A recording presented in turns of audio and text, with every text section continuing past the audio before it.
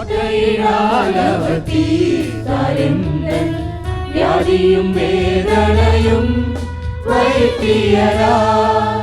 வார்த்தையினால் அவர் தீர்த்தார் எந்தன் வியாதியும் வேதனையும்.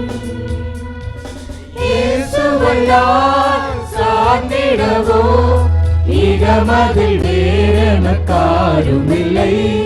இயேசுவையால் சார்ந்திடவோ இகமதில் வேறெனக்காரும் இல்லை. கிருபையிலே தேவ கிருபையிலே தாங்கி நடத்தியதே. இயேசுவிலே பொன்னேசரிலே ஆக மகிழ்ந்தே நாம் ஆனந்திப்போம். இயேசுவிலே